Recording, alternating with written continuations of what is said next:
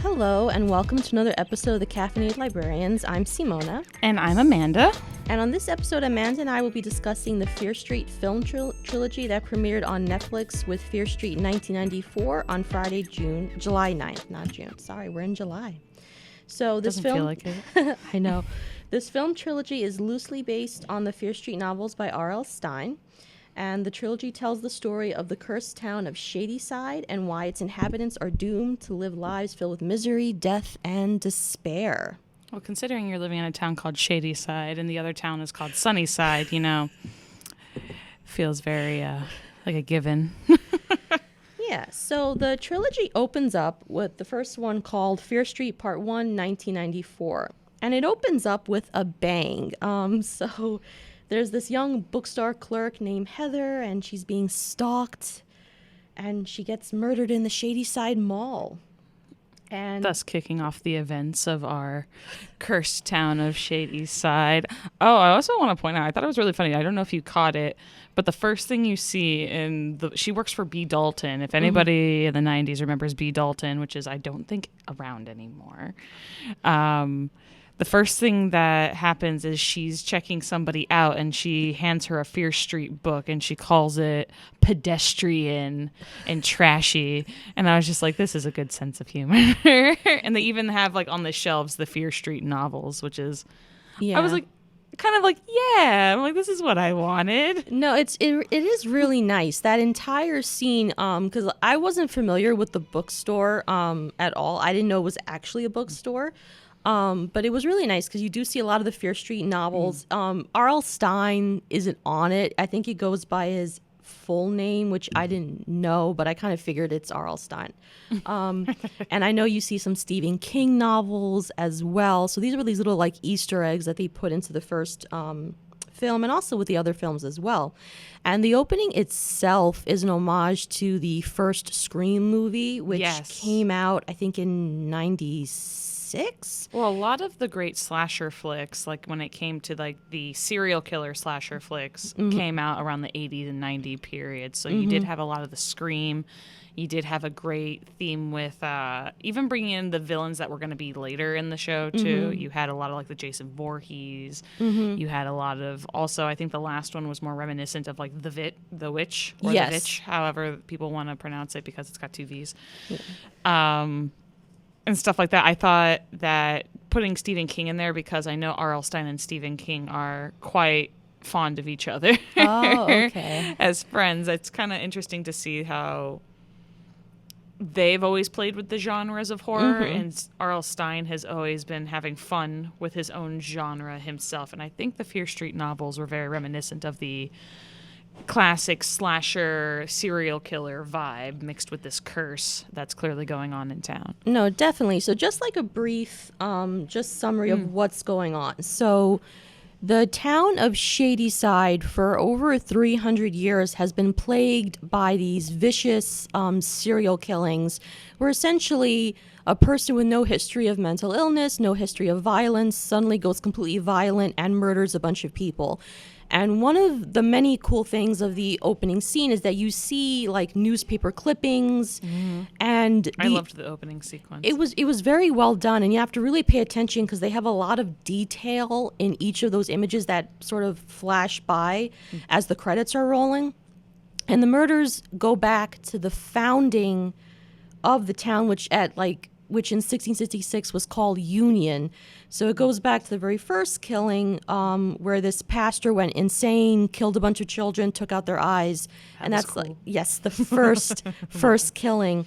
So Shadyside has always been plagued by these strange murders, and the local legend is that the murders can be blamed on a woman named Sarah Fear, F-I-E-R, who was accused of witchcraft in 1666 and was hung.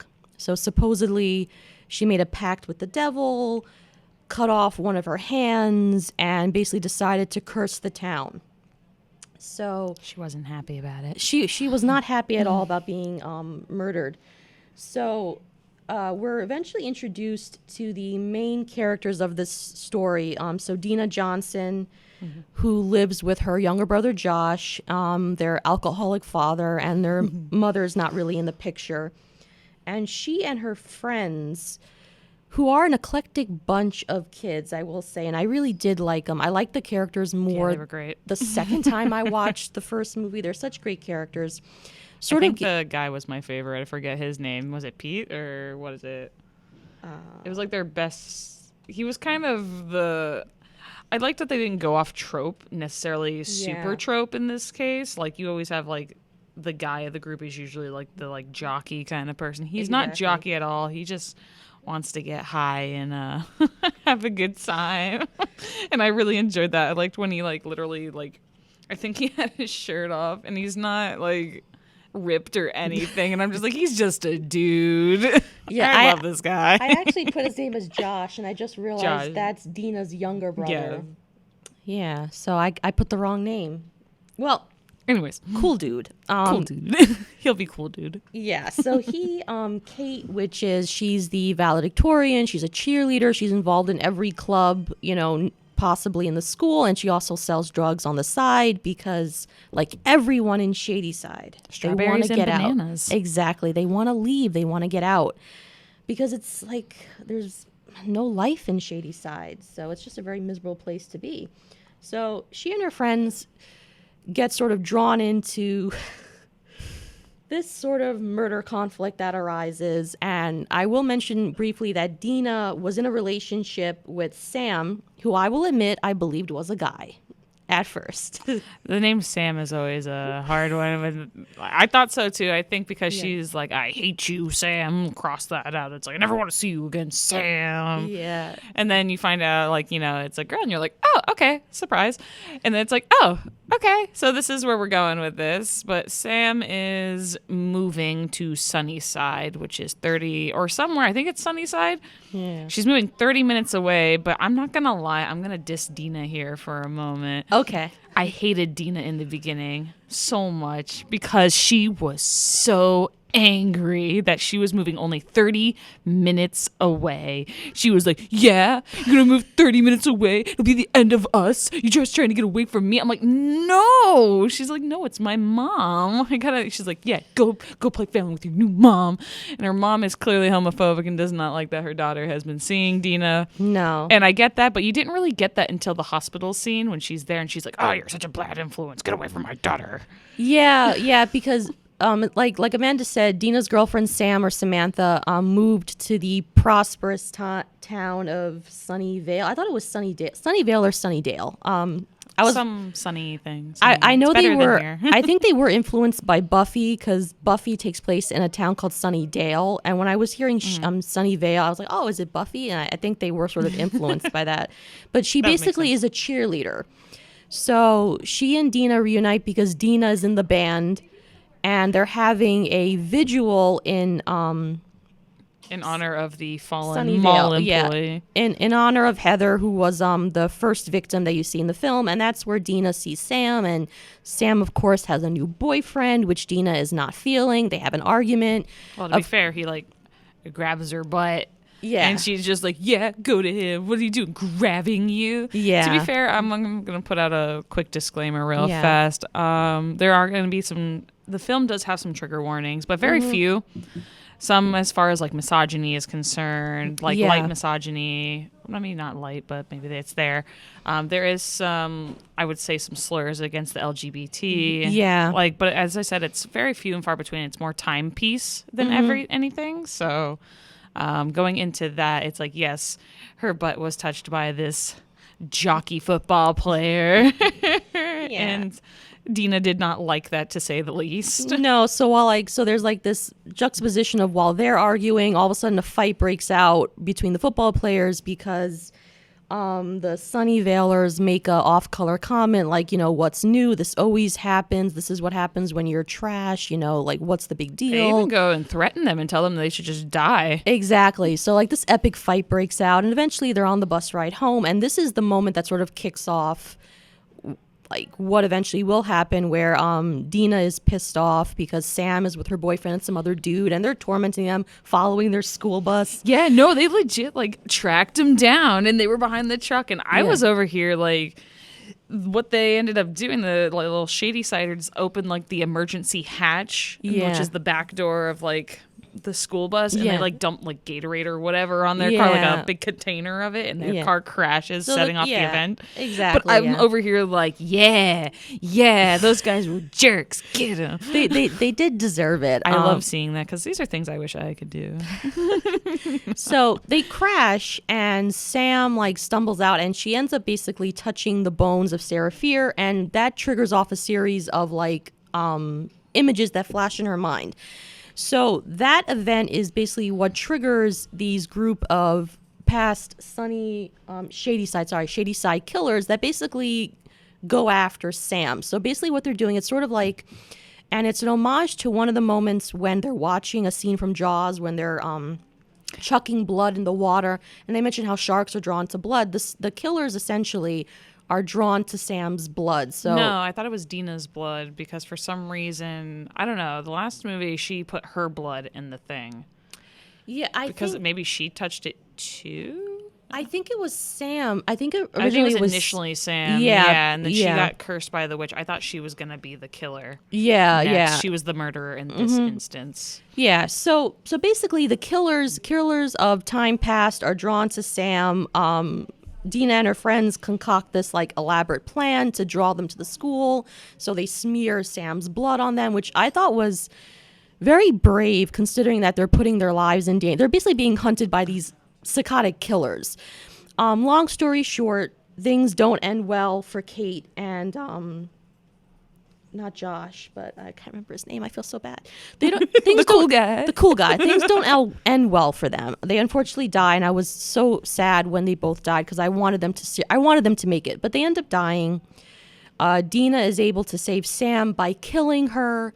So by killing her, that basically They basically pulled like a Romeo and Juliet where they give her like a drug that stops her heart for a certain period of time, and then they wake her up and essentially like that, yeah. that sort of makes the killers disappear, and they assume, yay, we rock, we defeated things. Turns out they haven't, and this sort of segues into the second film where they get in communication with a sole survivor of this 1978 camp massacre, and that takes us into the second Fear Street film, which is Fear Street 1978. Where if you thought the first film was gory, think about the second film, because the second film is, since it's an homage to the old camp slashers like Jason Voorhees and other ones like that as well, it's one of those things where the teenagers are at a camp, a summer camp.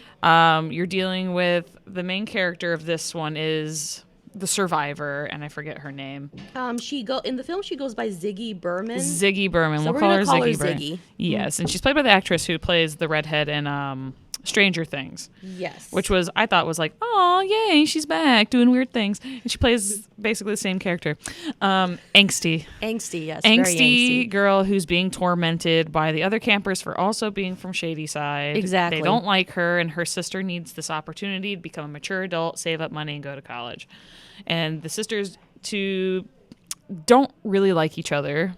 They're at odds with each other because her older sister used to be, I guess, more fun-loving. Exactly. And more free. But now she's kind of tied herself into the role of being like responsible woman adult in the 70s. But there are horny teenagers all around, you can bet, which is another good homage to the old classic camp slasher flick. Basically, if someone is having sex, you know they're gonna die. That's I'm sorry, you can't avoid it. You have sex, you're gonna die. It's like that. It's like that. It's like, well, then you bet. What if I want to have sex before I'm married? Well, then you better be prepared to die. Exactly. So essentially it takes place in this camp, and there's the Shady Siders, there's I'm going to call them Sunny Dalers.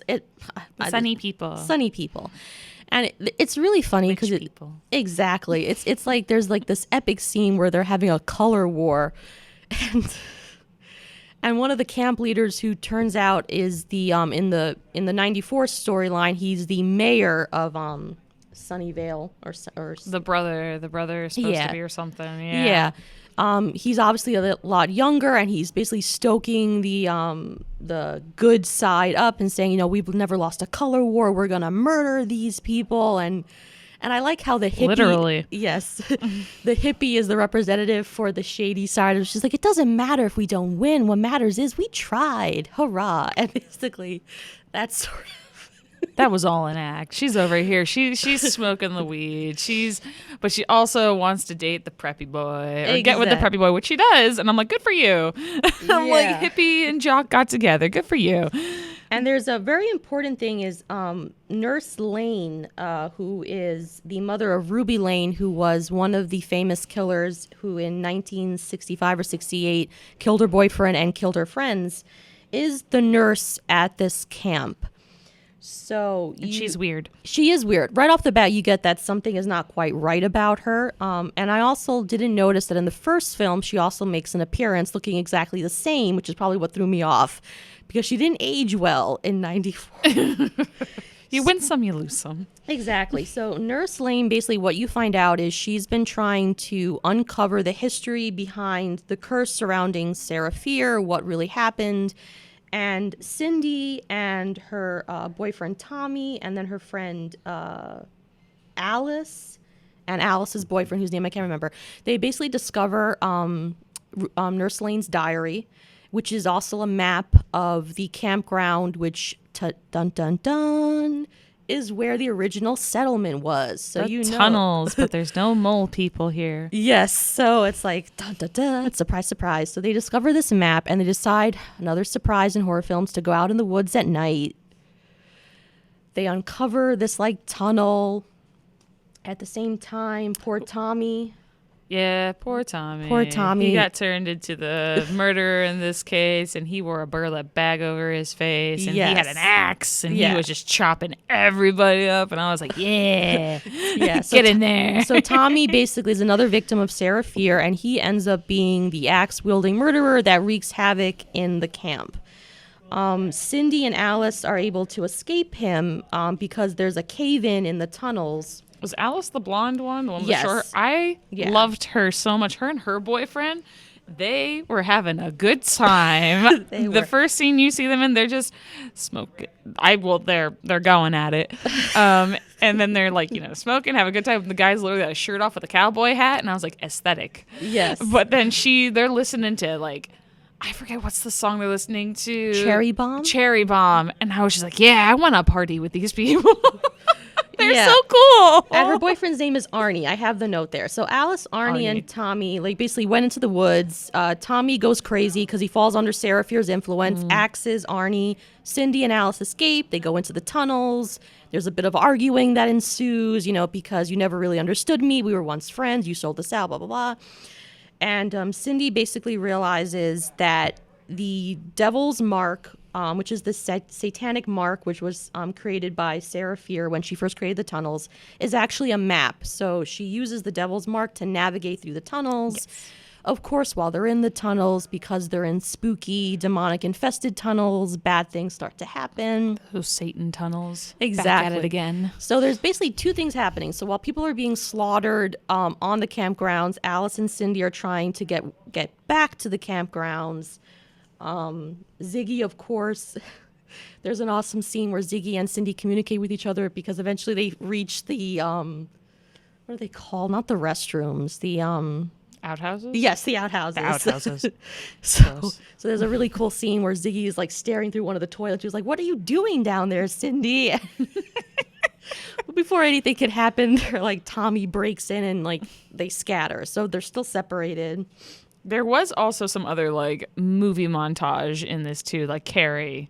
Oh, yes. Was seen too. They even make reference to all the Stephen King books, which I think was also the point of showing in the first film the Stephen King books. Yeah. To showing this one because it showed that also one of the main characters in here, which seemed like a side character, but now we know he's not so much of a spectator, or he might be a spectator at this point, is Good. Yeah. Sheriff Good. Sheriff Good was almost boyfriend to Ziggy at one point. Exactly. And was at the camp when the massacres happened. His brother was also the one who was for the Sunnydalers, who was hyping them up, stuff like that. And he's a natural born leader, I guess you could say. Yes. But Good seemed to have quite a knowledge of Stephen King novels.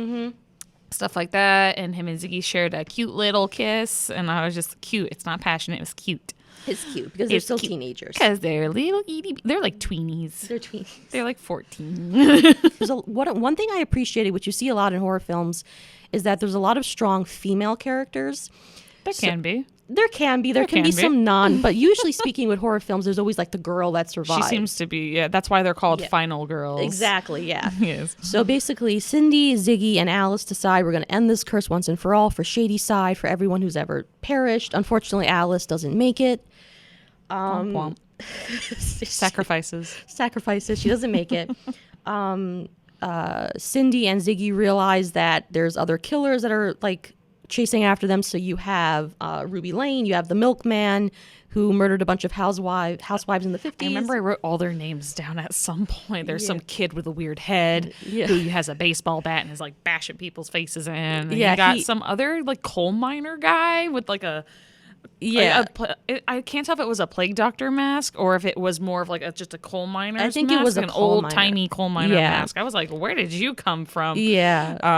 The milkman killed a bunch of ladies, a lot of housewives. Yeah. So they basically get sicked on Cindy and Ziggy. So they're running for their lives. They go to the hanging tree. They start digging it up. They're very excited. Turns out there's no body, but there's a rock that says the witch will forever live, or the witch always lives.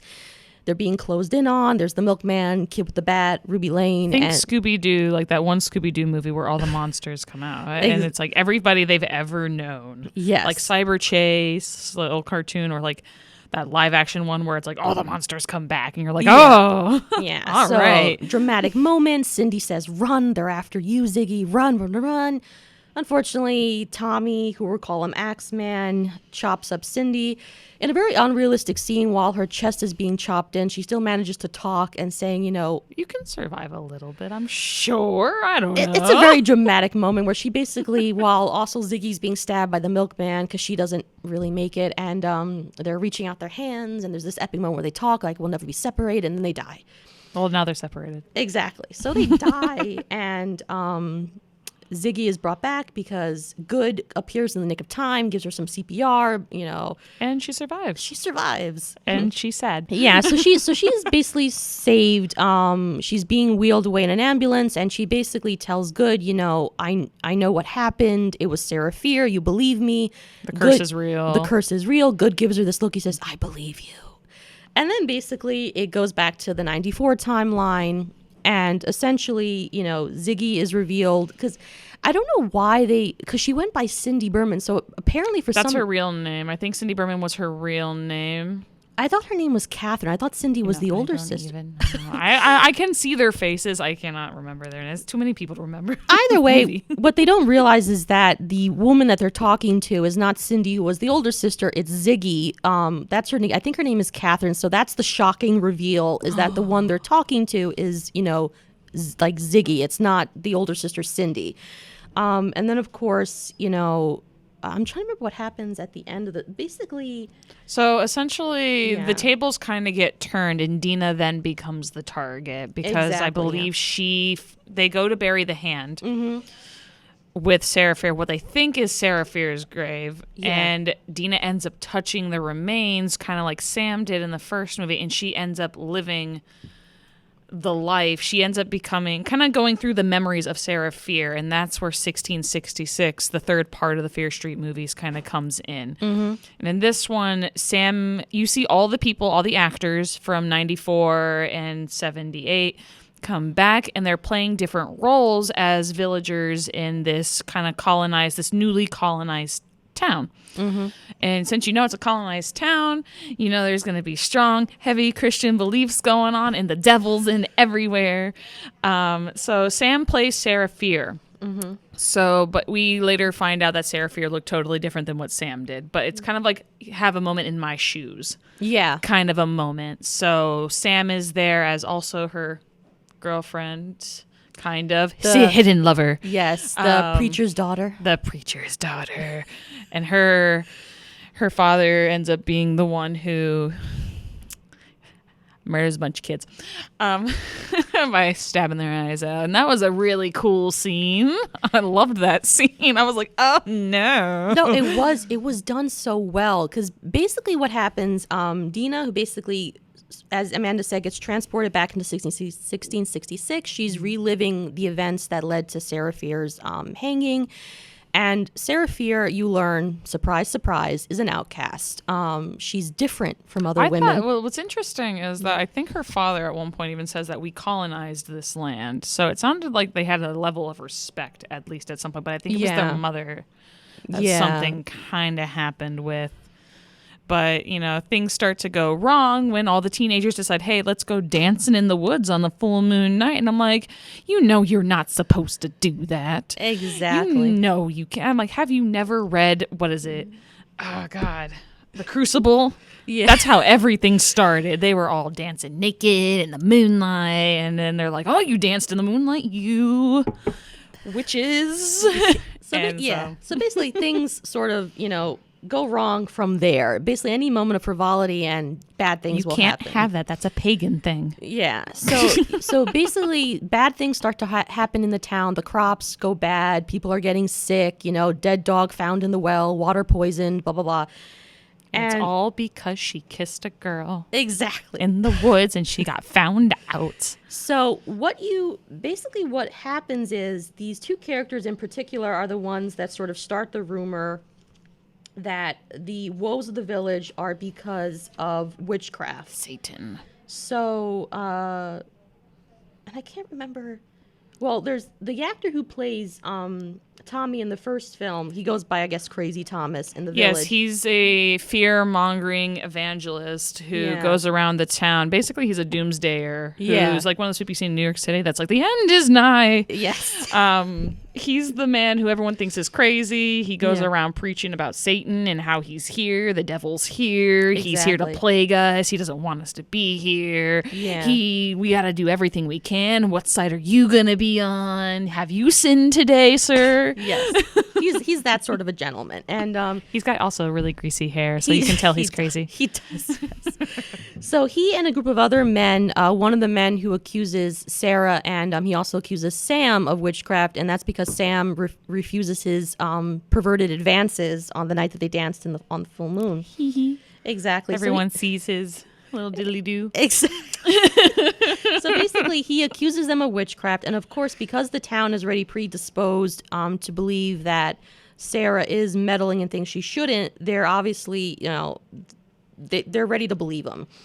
What doesn't help also is prior to this sort of town meeting, the local preacher went insane, locked himself in a church with 12 children. He was speaking in tongues. And plucked out their eyes, plucked out his own. And he eventually had to be put out of his misery by Solomon Good, who you learn is the ancestor of Sheriff Good in the 94 timeline. So Sam, same last name and everything. Everything comes together. Everything Exactly. comes full circle. Remember, producer Lou, there's no logic necessarily in this. So yeah, so he's the ancestor. And I really want to like touch on that like church scene too. So what was interesting about most of the horror that we've seen were all just mainly like gore flicks and like, you know, things that were kind of stupid but kind of like otherworldly. This one has that otherworldly, but if you've ever seen The Witch or you've ever seen The Crucible or if you've ever seen any of these more timepieced horror stories that are more revolved around the colonial period. Yeah. Since Satan and the devil were kind of one of those things that was what they feared, that was what they didn't know since these new worlds. I really like that they tried to catch that feeling. Although, like, you know, The Witch and stuff like that were in a league of their own, I'm not gonna lie, because that one had me on like edge every time I watch it. This one was like, it was a little predictable, but at the same time the way they executed it was very good. They walk into the church after seeing Good giving a sermon to a bunch of kids in a bunch of bleachers. All you see is the back of their heads. On the floor you see some nasty body goo, including eyeballs, and then you look at him and he's over here like, I love that look. I love the dark, like, you know, my eyes just got taken out of my face look. I have an issue with that. Like, I always get skeevy. I'm very big about eyes being plucked out. Oh, it's the best. Oh my God. So that like genuinely terrified me. But like, Well, especially. he was saying, he's like, now I can really see. I can truly see now. And Oh, I'm just yeah. like, oh, that's so awesome, but weird. I'm like, I love it. Yeah. So that event, yes, the hook was that event coupled with the crops failing, the dead dog, the poisoned water, breeds this hysteria, which, if you remember the Salem witch trials, it was bred on hysteria. Exactly. The belief that women, and there were some men as well who were accused of witchcraft, that they were the cause of the problems. I feel like witchcraft was one of those things. It was a really good excuse at the time where men, it's like, oh, she told me no. She must be a witch. Gotta hang her now. Exactly. It was one of those things where I feel like, oh, no, she said she did one thing. It's kind of weird. I don't know. She didn't make me pie today. She's got to go. So She talked to my neighbor the wrong way. Ew. Get rid of that. So Sarah and Hannah is Sam in the present timeline. So Sarah and Hannah try to run away. It's not really successful. Hannah gets captured. Sarah goes into the woods and she seeks out the local, The witch. witch of the place, whose name is Widow Mary, because Widow Mary is involved in some heavy occult stuff. She has a book. Dead goats. Yes. Long story short, Some magic berries, apparently. exactly. Sarah goes into the tent. Book is gone. The widow is dead. Screaming ensues. She runs. And who does she run to? She runs to Solomon Good. Now, up to this point, Solomon Good, We thought was just a regular old, he's very understanding. He's trying to get to the track. He's like the voice of reason. turns out he's not. Big reveal. So that's the big reveal. So So Solomon, Sam Good has been the one reading the book, bringing the demons back, which is kind of like a good homage to the original Solomon's Keys. I don't know if you're aware of Solomon's Keys. No. So in old Hebrew tradition, there was, I don't know if it's necessary. I know there was a character, King Solomon. A lot of Yes. people know of the story of King Solomon. But there is also the story of Solomon's Keys, in which he basically had a bunch of books made which talked about how to control demons. Oh, okay. Which makes it a little more make sense that his name would be Solomon. I was like, that's nice little like placement there. Oh, And he I wrote- did not know that. A lot of, I'm like, I actually tried to see if the libraries had it in the system. Fortunately, we do not have that in Okay. the system at the time. But he wrote a bunch of books. One of the most notable ones called the Ars Goetia. I'm sorry if I butchered the name of that. I'm human. Goetia, however you want to pronounce it. I think it's Goetia. But yeah, he basically was a man who created a way to command demons. Okay. So the book he reads from, he's saying the names of all the like Yes. demons, like Abaddon, Satan, Lucifer, which are two separate things. Yes. In case y'all didn't know, Beelzebub, stuff like that. So it's kind of interesting to see how they kind of. I love that they put like little details in there. His name being Solomon. Yeah, it is. I mean, obviously, I don't watch a lot of horror, so certain things fly over my head. Other things I may understand. And I was like, but thank you for letting me, because I did not know that. Yes, So fun yes, little literary token knowledge there. exactly. So Solomon essentially lost his wife, lost his child, and in his anger and in his frustration, in essentially not being able to prosper, he decides to turn to the demonic arts. Satan. And in exchange for prosperity, he must sacrifice a soul in exchange for this prosperity. I think it's every year a person Yeah. has to die. And the devil feeds on the blood of all those who are killed. So in this case, he chose the preacher was the soul that he Cyrus. sacrificed to the devil. So Sarah figures this out. Screaming ensues. There's pursuits in the tunnel. You find out that Sarah lost her hand because Solomon chops it off. That was a cool scene too. Also, big surprise, Solomon had designs upon Sarah. Big surprise. He liked her. Sarah wasn't feeling it. He was fancying her. Exactly. She runs out. Unfortunately, she's captured. Before she hangs, she has this epic scene, and it was one of the most brilliant scenes where she's basically telling Good, you think you've won. You haven't won. It doesn't matter how long it takes. The truth will be revealed. And there's a scene where she says, She's, I'll follow you wherever exactly. you And go. my hand, which then you learn the significance of her hand, will hold on to you. It will never let you go. And every one you kill, you will be haunted by those deaths. The truth will be revealed. We go back to the present timeline. Dina, of course, realizes Sheriff Good is not that good. And you find out that the entire Good family from generation, it's passed on from every generation to The generation. firstborn son, yeah. And they keep on the demonic arts, hence why his older brother becomes the mayor because of the devil's influence, why now our sheriff becomes sheriff to get a high position in society is because of demonic power. So, and that's why Shady Side stays shady, and Sunnydale is always getting better. It's a richer community. It's always getting better. Versus Shady Side, where everyone's died. It's like their little sacrifice pool over here. They're like, just pick somebody today. Exactly, yeah. So essentially, every firstborn male of the Good line has to sacrifice. And there's another excellent montage where you see every subsequent generation all played by the same actor, variations in hairstyle, says a name, and the name that you say is every famous killer in the town's history. Yes. And then upon they find their victims, because then, Satan or whoever writes on a rock the name of the next victim. So you see throughout all three of the films, or the last two films, all the names are carved into the stone. So it can be traced back to who was murdered, who is the killer, stuff like that. It's like that's always where the next victim is going to be. Exactly. So Dina basically gathers her friends, so her brother, the janitor of the mall. That was such an epic character. I loved that they brought him in at the end. He was like a 10-second character that was like in the first movie, and then they brought him back, and I'm like, you are the star of this series, my friend. Yeah, he's an epic character. They basically, Dina, her brother Josh, the mall janitor, Cindy Berman, they all go to the mall, and they decide that once and for all they're going to take this sheriff down for Shady Side, for everyone who's died. And they're essentially going to lure all the killers, because at this point it's just a free-for-all. Every killer imaginable. Killer, diller, murder fest.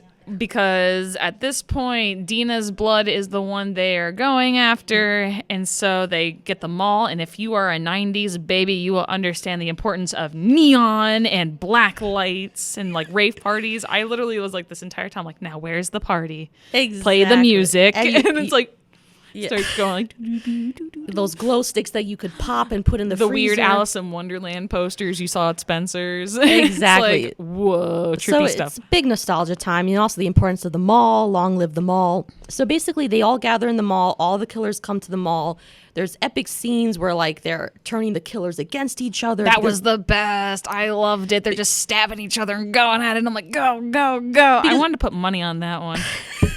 Because it's essentially, since they're drawn to the blood, like they use these super squirt guns soakers to spray blood on each of the killers. So the minute the killers scent the blood, they essentially turn on one another. They sense the blood. They go after the Exactly. victim, and it's just amazing. Sheriff Good comes. They try squirting the blood on Sheriff Good. It doesn't work out that well. He still manages to escape. Jerk. Dina pursues him, followed by Sam, who's escaped her restraints, who's still kind of possessed. There's a big epic confrontation in the tunnel. And at one point, Sheriff Good is bragging, I'm going to be a hero. You're going to be the lesbian who murdered her friends, who murdered her lover. They're going to make me a god in this town. And This you're is not much gonna nicer stop. language than what he used in the movie. Much nicer. I'm being tame.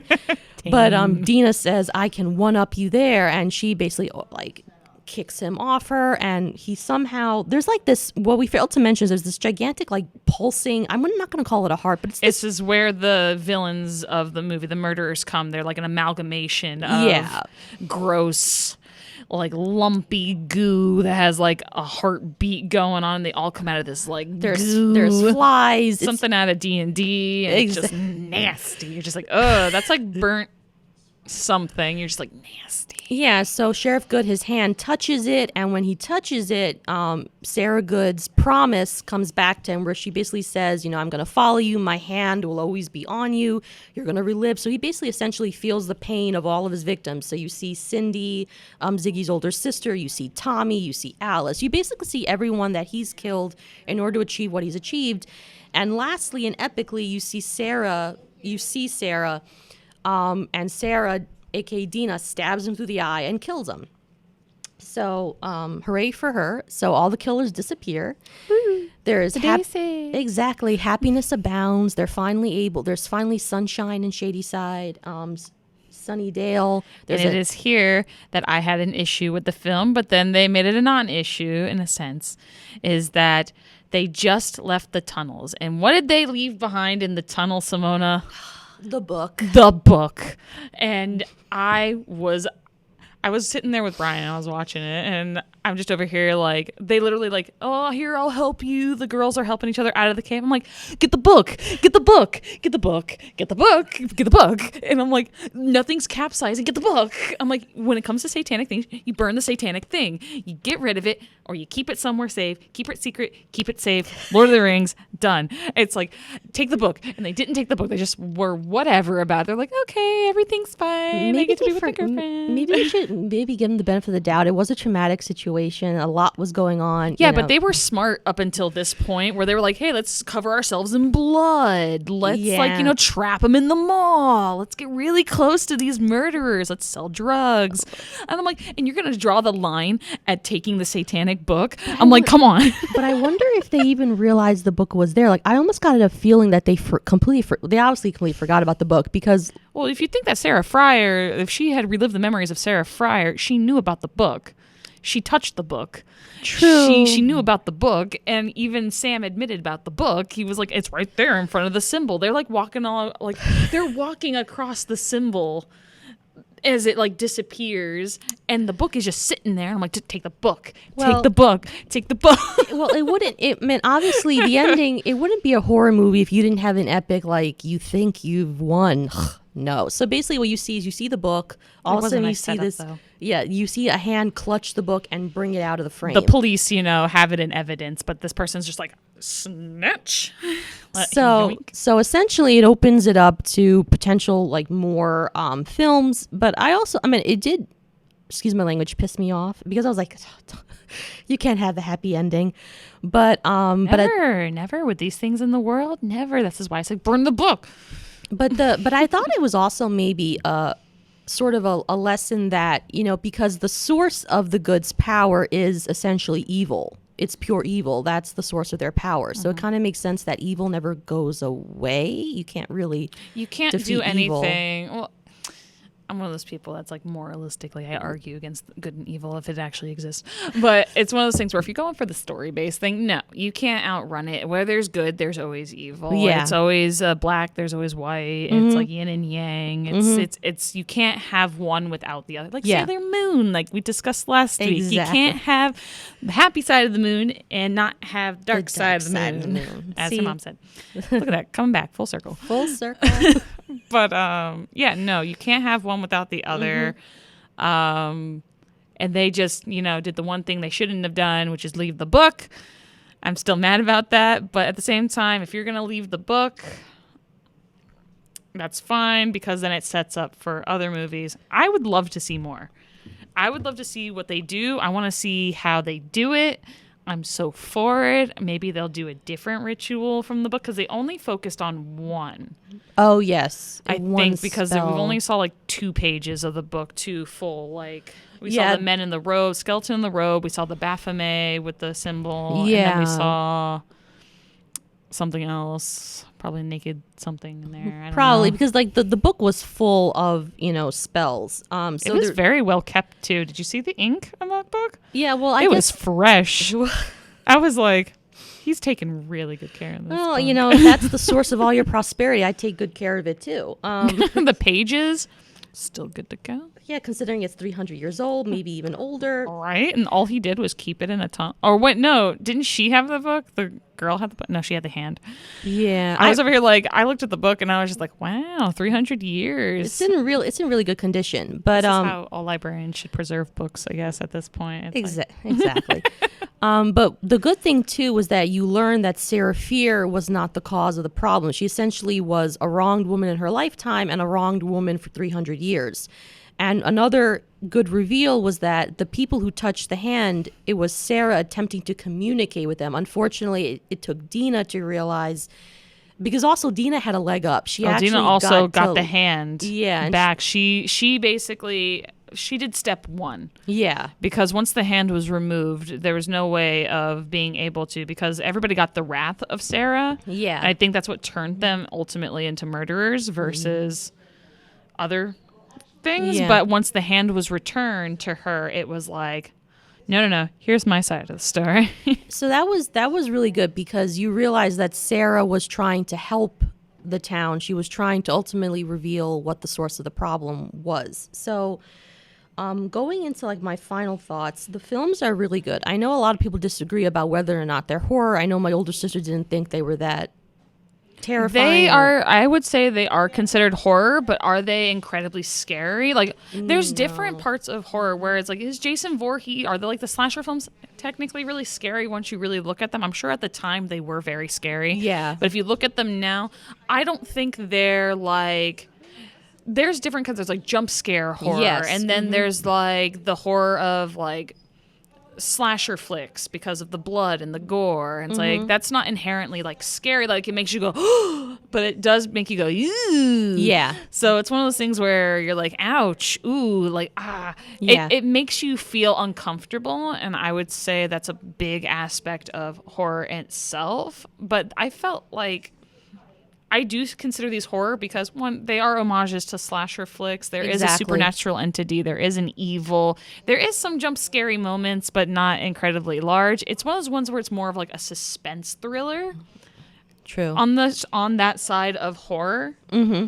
But I wouldn't say that it's not horror in any way.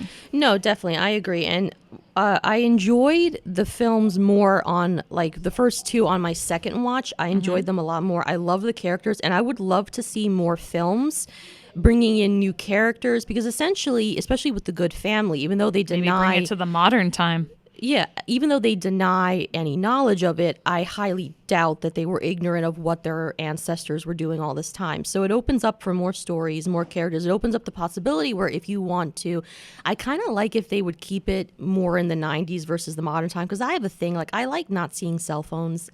I like seeing people talk to one another and actually hang out.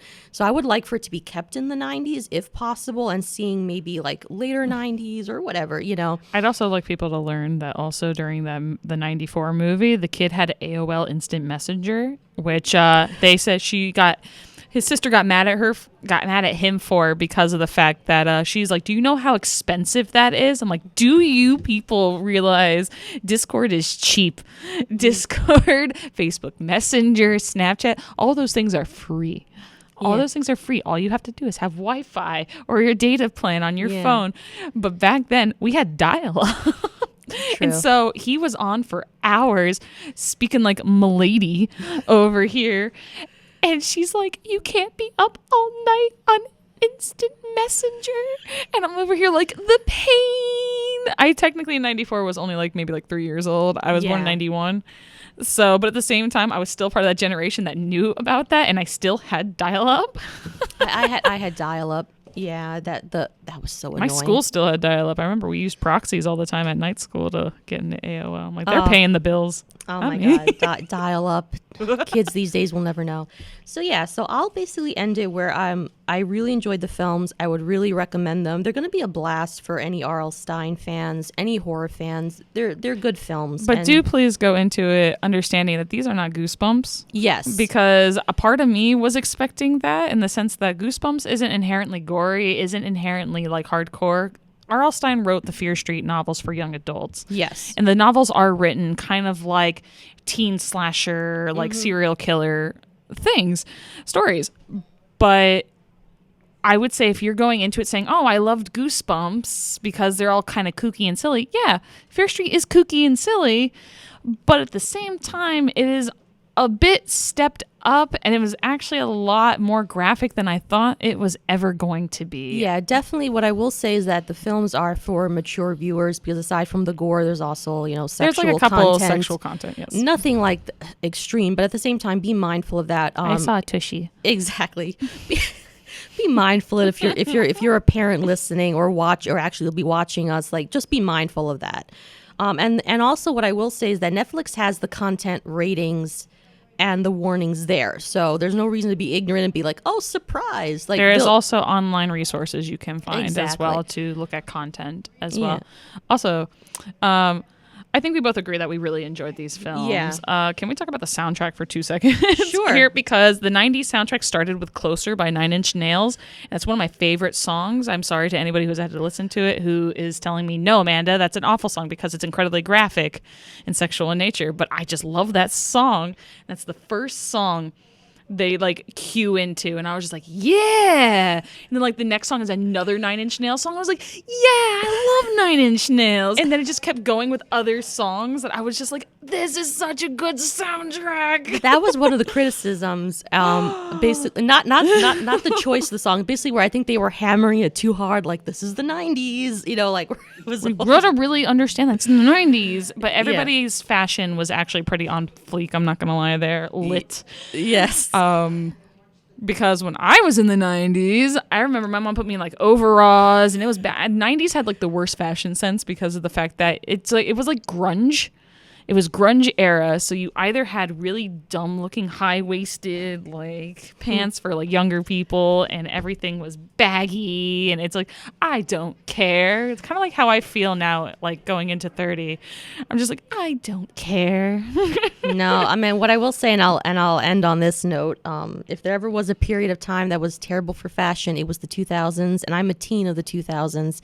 The fashion Yes. was awful. Just Google some pictures of Britney Spears in her heyday, and anyone else. Oh, anybody on the runway carpet. Disney Channel star fashion. Do that one because Oh my lord. I think I found someone who had a really good metaphor where it was like, can we go back to looking at the fashion in which we had to wear every accessory possible? Like we had to wear like dresses with jeans underneath it, and you had the skirt with jeans, and then you had like a feathery thing, and you had to like a sequined purse, and it's like wristbands. We're my god, the ugliest earrings you've ever seen. Yeah, like I said, the 90s had their moments, but the 2000s take the cake. So that's how I'll end this here. So, thank you again for joining us. I had a really great time and look forward to talking to you next time. Yes, so and bye, if you're everyone. interested in the Fear Street series, please contact your local library or because go we visit do them. have them. We do have them in the Mhm. system. They can be ordered. There is a sequence to them in a sense, but they can be read as standalone as well. So please visit your local library, even visit us here in Mayapack, and request some books, or we'll help you find them. Yeah. So thank you, everyone. All right.